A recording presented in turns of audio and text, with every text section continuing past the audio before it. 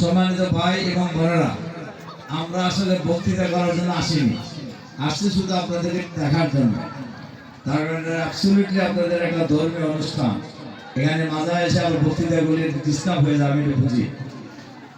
সম্মানিত ভাই এবং বোনেরা, আমরা বাংলাদেশ জামাত আপনাদের এই অনুষ্ঠানকে আমরা সফল হোক আন্তরিকভাবে কামনা করি।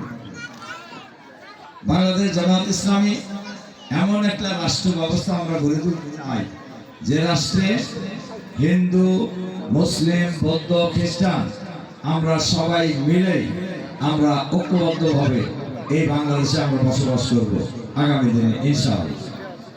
সম্মানিত ভাই এবং বোনেরা, ইসলামের নীতি, জামাত ইসলামের নীতি, একজন মুসলিম যেমন তার নাগরিক অধিকার প্রয়োগ করার সুযোগ পাবে, একজন অমুসলিমও তার সকল নাগরিক অধিকার পাবে ইনশাআল্লাহ।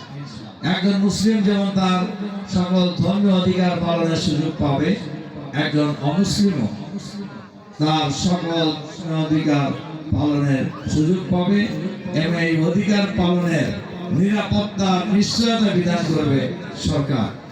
কাজেই আমরা আমাদের প্রিয় এই উল্লাপাড়াকে এমনভাবে ঢেলে সাজাতে চাই যে উল্লাপাড়ায় কোনো চাঁদাবাজি থাকবে না, যে কোনো সন্ত্রাসী কর্মকাণ্ড থাকবে না, এই উল্লাপাড়ায় কোনো দুর্নীতি থাকবে না। এই উল্লাপাড়া হবে মানবিক উল্লাপাড়া, আধুনিক উল্লাপাড়া, সাম্যের উল্লাপাড়া। সকল ধর্মাবলম্বী ভাই বোনেরা আমরা ঐক্যবদ্ধভাবে এই উল্লাপাড়ায় বসবাস করবো। এরকম একটি উল্লাপাড়া আমরা গড়ার অঙ্গীকার নিয়ে আমরা সামনে এগিয়ে যাব ইনশাআল্লাহ।